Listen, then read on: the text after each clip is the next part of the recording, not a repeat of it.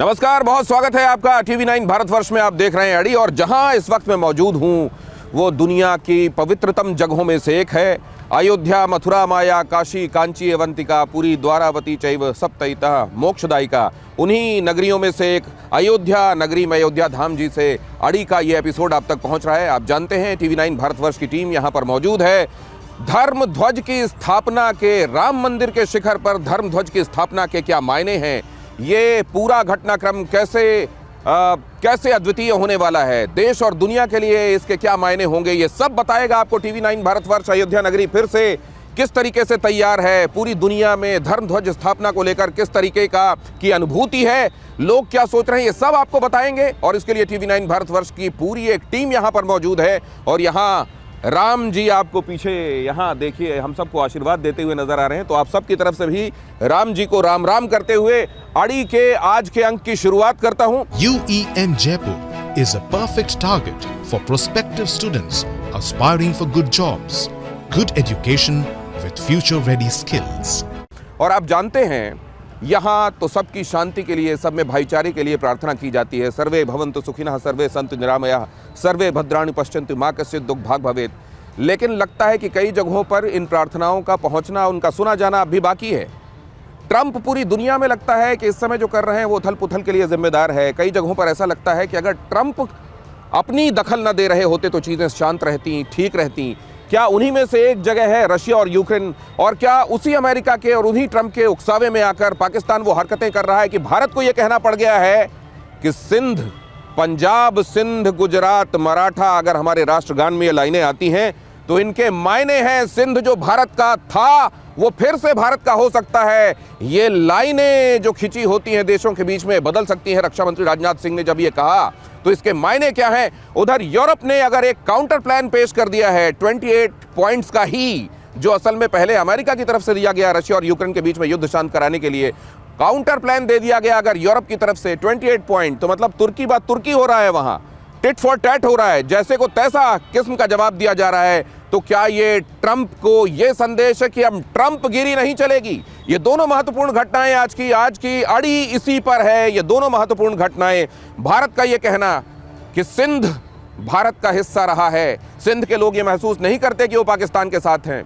सिंध समुदाय से ताल्लुक रखने वाले सिंधी समुदाय की बहुत बड़ी भूमिका रही है भारत के आर्थिक उत्थान में, और वही सिंध के लोग भारत के साथ ही मिलना चाहते हैं। तो क्या पता आने वाले दिनों में फिर से सिंध भारत का हिस्सा हो। और उधर यूरोप की तरफ से ट्रंप को आईना दिखाया जाना। आइए पहले ये खबर आपको दिखाता हूं। रूसी से जंगी खतरे के बीच अलर्ट पर यूरोप।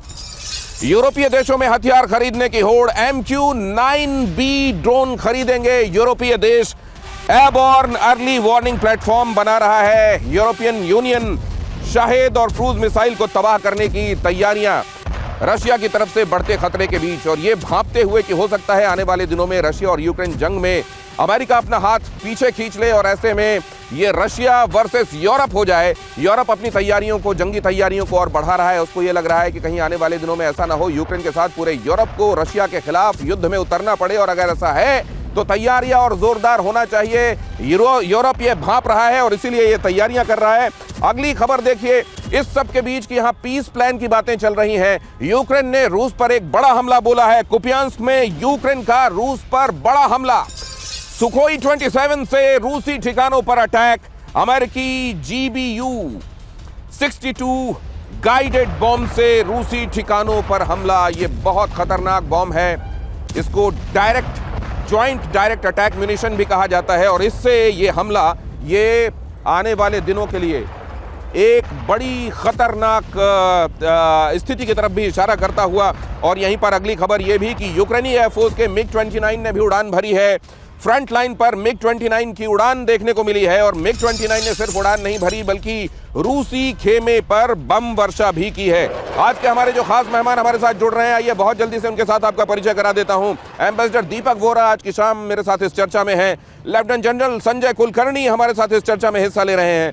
प्रोफेसर संजय भारद्वाज, अंतर्राष्ट्रीय मामलों के जानकार, हमारे साथ इस चर्चा में हैं, और कमांडर अतुल भारद्वाज भी हमारे साथ इस चर्चा का हिस्सा हैं। आप सभी मेहमानों का बहुत स्वागत करते हुए जरा ये दिखा दूं कि मॉस्को में देखिए यूक्रेन का विध्वंसक ड्रोन हमला भी हुआ है।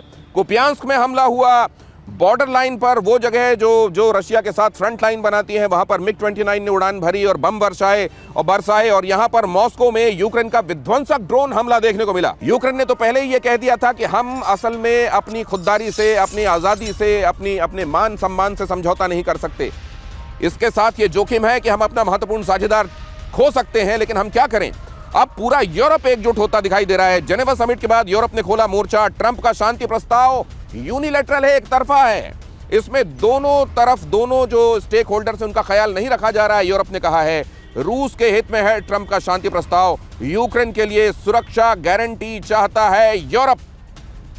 और अब अगली खबर की तरफ जाने से पहले बहुत जल्दी से जनरल कुलकर्णी, आपसे मेरा यह सवाल, ये समझ में आ नहीं रहा है कि ये ऊंट किस करवट बैठेगा। 3 साल 9 महीने हो गए हैं।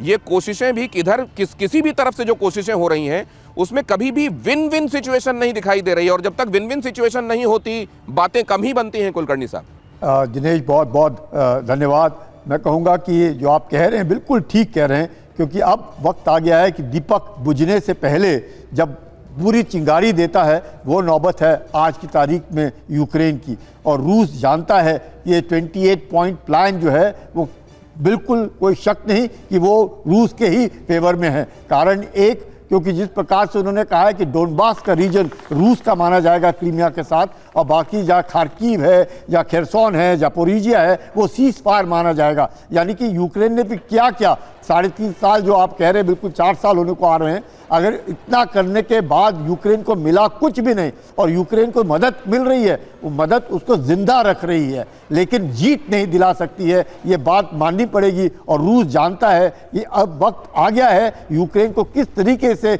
बिल्कुल कंप्लीटली है उसको सरेंडर करने की कोशिश की जाए। लेकिन मैं कहूँ विडंबना ये कि यूके जो है वो अमेरिका के साथ खड़ा दिख रहा है, और फ्रांस और जर्मनी, इटली जो है वो जिस प्रकार से दबाव डालने की कोशिश कर रहे हैं रूस के ऊपर, पर रूस भी अपना पुराना खिलाड़ी है। वो जानता है कि यूरोपियन यूनियन में इतना दम है नहीं, नेटो लड़ने की काबिलियत रखता नहीं, और अमेरिका जो है $300 बिलियन फ्रोजन एसेट्स को जिस प्रकार से अमेरिका ने खेला है, $100 बिलियन उसमें से यूक्रेनियन के रिकंस्ट्रक्शन में, जिसमें से $50 बिलियन किसको जाएंगे, तो अमेरिकन एडमिनिस्ट्रेशन को। तो इस पे तो पूरा का पूरा ही विन विन सिचुएशन जो है रूस का, वो देखने को मिल रहा है। और यूक्रेन, मुझे नहीं लगता है अधिक से अधिक 15 दिन लगा लीजिएगा, मुझे इससे ज़्यादा मुश्किल लग रहा है, क्योंकि 28 पॉइंट प्लान 27 नवंबर तक अपने को पता चल जाएगा कि कहाँ पर है।